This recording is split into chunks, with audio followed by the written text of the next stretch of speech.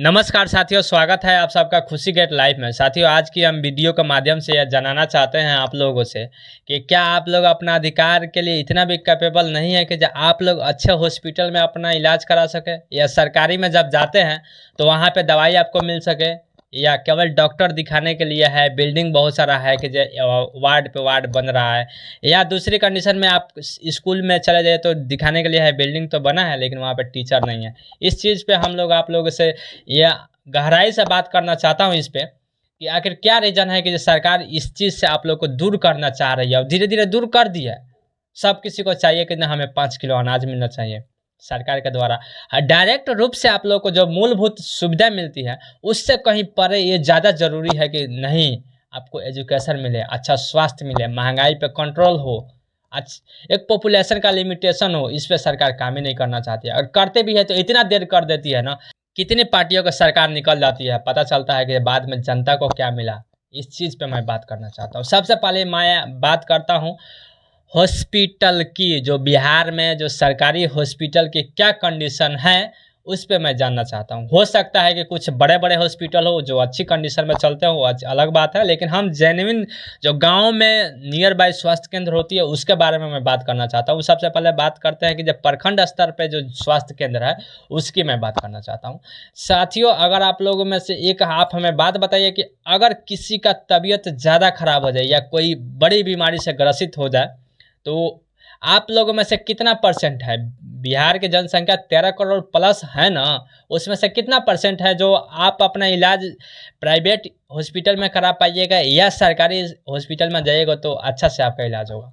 हमें लगता है कि जब मुश्किल से 5% जो बिहार की जनसंख्या का पूरी है ना, 5% ही ज़्यादा से ज़्यादा इलाज करा पाएगा। बाकी हर एक चीज़ को मरना पड़ेगा ऐसे स्वास्थ्य के बिना। आपके पास उतना पैसा नहीं है कि जो आप लोग इलाज करा पाइए। बात कड़वी है लेकिन हो सकता है कि जो आप लोगों को अच्छा न लगे। मैं यही कहना चाहूँगा कि जब आप लोग जब वोट देते हैं, किसको देते हैं, किसी सरकार को आप लोग इसलिए जिताते हैं कि वो हमारे टैक्स का पैसा को सदुपयोग करके हमारे विकास का काम में लाए, इसलिए ना देते हैं। इसलिए तो नहीं देते हैं। चलो, ये टैक्स का पैसा के जहाँ तक बात आ जाए तो सरकार क्या या आप लोग सोचते होंगे हम कहाँ टैक्स देते हैं। आप याद रखिएगा कि जब आप कुछ भी खरीदते हैं ना, आप अपने जीवन में कुछ भी खरीदते हैं डेली बेसिस के लाइफ में, तो वहाँ पे आप टैक्स पेयर करते हैं या आप एक टैक्स पेयर है। ये समझिए, डायरेक्टली या इनडायरेक्टली। डायरेक्टली वो पेयर हो जाता है जो डायरेक्ट उसको देना पड़ता है, जो एक उसके अकाउंट से करती है। लेकिन आप अगर इस तरह से नहीं दे रहे हैं, तो कुछ भी खरीदने जाते हैं तो वहाँ पे आप टैक्स दे ही रहे हैं, जीएसटी जिसे बोला जाता है। लेकिन आपको रिजल्ट क्या मिलती है कि आपका विकास नहीं हुआ। हमारे जो राज्य की जनसंख्या है उसमें कुछ परसेंट ऐसे ही हैं जो लगभग 5% मुश्किल से अपने इलाज अच्छा हॉस्पिटल में करा सकती है या उन लोगों को अच्छा सुविधा मिल रही है। लेकिन 95% जनसंख्या को क्या हो रहा है, आज आपने कभी सोचा है? नहीं सोचा है, सोचिएगा भी नहीं, क्योंकि आप लोगों को तो इस सब चीज़ से दूर रहना है ना। सरकार ऐसे रणनीति आप लोगों के लिए बना दी है कि आप लोग इस चीज़ से दूर ही रहिए। शिक्षा से दूर कर दिया कि नहीं कर दिया। महंगाई से आप लोग इस पर बात नहीं कर सकते हैं खुल करके, किससे कीजिएगा, यही बात आती है ना। अरे आप लोग ज़रा सोचिए कि जो आप लोग का टैक्स का पैसा क्या हो रहा है, बर्बाद हो रहा है एक तरह से। हम ये नहीं कर रहे हैं कि आप लोग टैक्स ना दीजिए, टैक्स दीजिए तो उन नेताओं से खोजिए कि क्या किया है हमारे लिए। भ्रष्टाचार का भेंट चढ़ जा रहा है आप लोग का टैक्स का पैसा। हम एक और बात मैं आप लोगों से पूछना चाहता हूं कि अगर जो सरकारी जो प्रखंड स्तर पे जो स्वास्थ्य केंद्र है उसमें चला जाइए, आपको 10 दवा की रिक्वायरमेंट है तो उसमें से 2-3 मिलेगी, बाकी सबको आपको बाहर से खरीदना पड़ेगा। वहाँ पे कंप्लेन की जगह तब बोलेगा क्या जिला से ही नहीं आया है। इस तरह से हाल है, कौन समझेगा इस चीज़ को। और जो गरीब आदमी है ना, जो जाते हैं लोग फ्री में इलाज कराने के लिए, वहाँ पे जब दवा नहीं मिल जाता, बाहर से खरीदना पड़ता है, तो कहीं ना कहीं उन लोगों को पैसा देना पड़ता है। ये बात है हमारी राज्य की स्वास्थ्य केंद्र की। हमारे स्वास्थ्य मंत्री जो है ना, तेजस्वी यादव जी, इस चीज़ को कभी समझने की कोशिश नहीं किए क्या?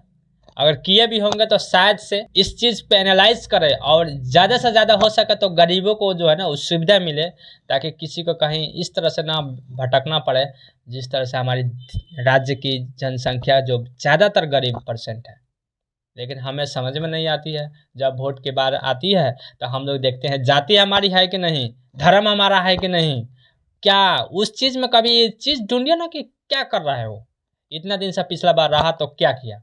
इस चीज़ से जिस दिन अगर आप समझ जाइएगा ना, उस दिन हो सकता है कि जे आपका विकास हो जाए। आवाज़ उठाना सीखिए, डरने से काम नहीं चलती है, डरिएगा तो डराया जाएगा। कभी लड़ना भी सीखिए। आप लोग सोचते होंगे क्या लड़े, ये बात आकर फंस जाती है। अरे यही बात है, कभी आपने कभी किसी नेता का चलो एक अवकलन करते हैं कि जो किस तरह से उन लोगों का प्रॉपर्टी बढ़ती चली जा रही है, सैलरी कितनी होती है ये लोग आप लोग को मालूम है? नहीं मालूम है। कभी जानिए ये इन लोगों की सैलरी कितनी होती है, कितनी उन लोग का बजट आता है, इस चीज़ पे वो खड़े उतरते हैं कि नहीं उतरते हैं। अगर एक्स्ट्रा पैसा हुआ तो कहाँ से आया, इस पे कभी जांच होनी चाहिए कि नहीं होनी चाहिए? ऐसा नहीं होता है। हमारी राज्य की यही हाल है।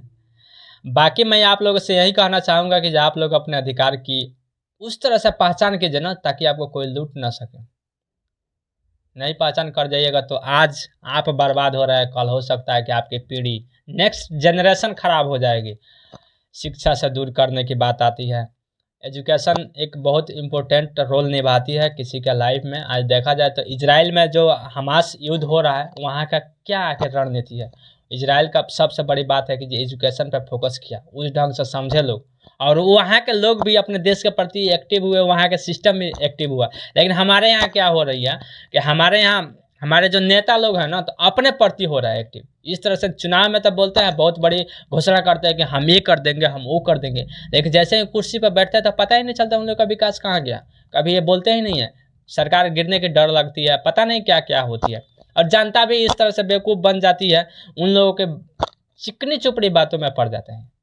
इसलिए ये हमारे लिए अच्छा करेगा, लेकिन होता नहीं है तो बाद में क्या करते हैं, चलो ये नहीं किया तो अगली बार हम दूसरी सरकार को चुनेंगे, दूसरी पार्टी के नेता को चुनेंगे। क्या है, कितनी बार आपने चुना है, कितने आप आपके बिहार में कितनी इंडस्ट्रीज है, पूछे हैं कभी?